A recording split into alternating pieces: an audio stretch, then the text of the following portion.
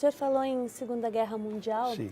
Tem alguma lembrança familiar, alguma situação que vocês sofreram devido a esse fato? Muitas. Inclusive, o meu falecido pai era militar durante a Segunda Guerra Mundial.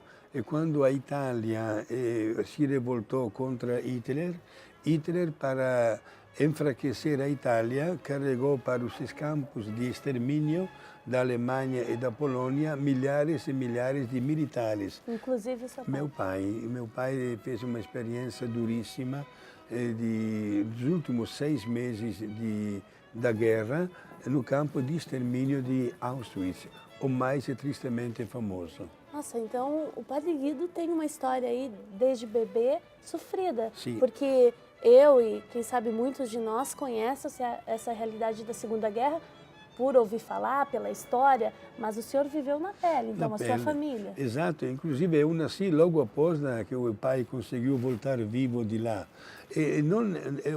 Uma das lembranças que eu tenho, eu não entendia quando era criancinha, pequenino, se deixava cair no chão uma migalha de pão. Meu papai ficava furioso, porque ele tinha experimentado na pele o que significava estar com fome, entendeu? No campo de extermínio. Mas ele foi para o campo de extermínio, ficou lá um determinado tempo. Como ele saiu? Como a sua mãe ficou? Sim. O meu pai, 6 meses depois que estava lá em Auschwitz, terminou a Segunda Guerra, os alemães nazistas fugiram, chegaram os russos. E a minha falecida mãe sempre me contava que havia recebido uma carta lá do campo de Auschwitz comunicando o falecimento do meu pai. Só que havia um erro, o sobrenome Mottinelli estava certo, mas o nome, meu pai chamava-se Giovanni, isto é, João. E na carta veio o nome de Giuseppe, isto é, José. Opa, erraram o nome? Erraram, e foi exatamente este erro que alimentou uma esperança na minha mãe, que, quem sabe, voltaria vivo do campo de extermínio. Mas essa prática de mandar essa carta dizendo que o marido, no caso, estava morto, era uma prática maldosa para a pessoa perder as esperanças? Exato, sem dúvida, porque hoje há um grande silêncio devido ao fato que temos poucas testemunhas, muitos documentos foram queimados também para justificar a morte dos prisioneiros.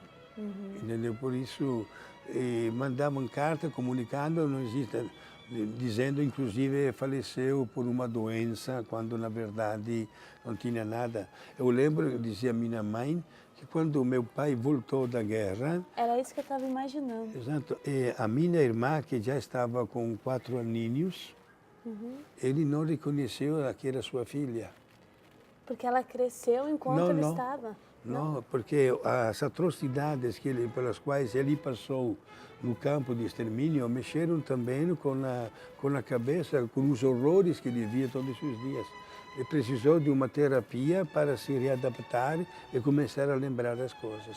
E o que o senhor lembra com alegria dessa relação com o seu pai, que passou por tudo isso? Certamente deve ter marcado muito a história da família, porque é muito peculiar e também sofrido, né? Muito sofrido. O que o senhor lembra de carinhoso? Que eu lembro que eu tive todo o apoio, todo o afeto dele, né? E lembro, inclusive, o dia que, quando estava já com 10 aninhos, eu entrei no seminário. Me acompanhou no seminário, junto com a minha mamãe. Me acompanhou, ele também muito comovido. Me deu aquele abraço e sempre me olhava na cara, porque a vocação de um filho, ele nunca me colocou um impedimento. Sempre me acompanhou. Inclusive, até quando estudava aqui em Roma, algumas vezes ele veio me visitar pessoalmente. Carinhoso.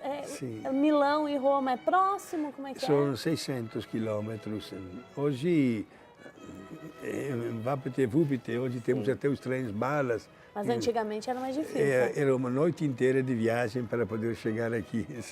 Muito bem, a senhora entrou no seminário com 10 anos de idade. Deve ter algumas mães perguntando, nossa, será que teria coragem de deixar o meu filho, minha filha, com 10 anos de idade sair de casa? Claro que era outra época, era outra realidade. Mas a sua família a partir dos 10 anos de idade, passou a ser o seminário, a serem os padres. Sim. Eu, na medida como passava o tempo, eu passando sempre nos estudos, né?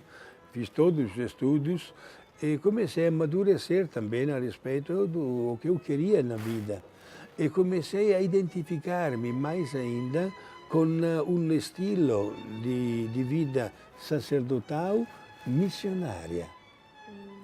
Sempre apreciei a história dos missionários que frequentemente visitavam também o seminário e davam o seu testemunho.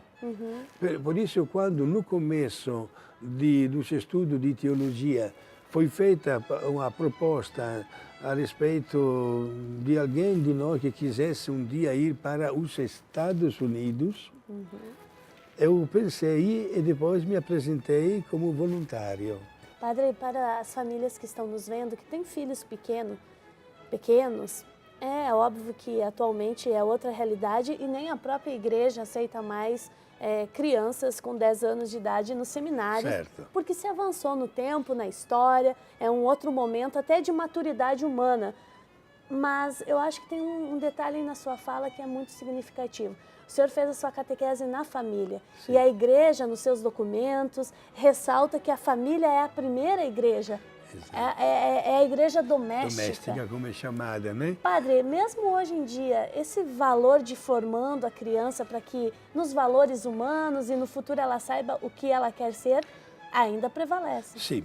Eu gostaria de aproveitar esta oportunidade porque hoje este tema tanto delicado da formação cristã, básica cristã, muitas famílias hoje transferem esta responsabilidade para o padre, ou para a catequista, ou para a freira. E os pais ficam de lado, quando a igreja insiste que a primeira formação cristã deve nascer dentro da família. E não é por acaso que hoje nós notamos pais verdadeiramente santos e bem preparados que exercem esta missão. Como foi bom para mim eu lembrar, por exemplo, poucos dias atrás, quando era pequenino, que a mamãe me mandava com os meus irmãos toda sexta-feira da quaresma na igreja para participar da Via Sacra. Como é que era o nome da comunidade de vocês? Na cidade de Chiari, é o nome assim, na diocese de Milão. E o nome era uma santa na paróquia? E, a santa padroeira era Santa Agape, é uma santa de Roma, onde nós estamos agora, mártir. E o corpo está na minha cidade, lá em Milão. Está certo. E o senhor disse que desde pequeno colaborava na igreja local. Sim, exato. Como Recorda coroinha. desse momento? Era Sim. especial para você? Lembro, porque era um serviço diário, em primeiro lugar, no altar, ajudando o padre, antes ainda de ir para a aula. De manhã bem cedo, às 6h30, eu já estava no altar. Sim, aprendi a ajudar o sacerdote e lembro que fazia isso com muito entusiasmo. Agora eu entendi. O Padre Guido, todas as manhãs, acorda cedinho. Antes de todos nós que normalmente acordamos, vamos supor 7 horas. Ele não.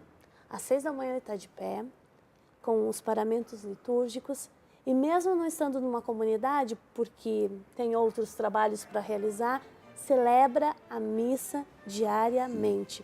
O Padre Guido é de uma fidelidade à Eucaristia impressionante.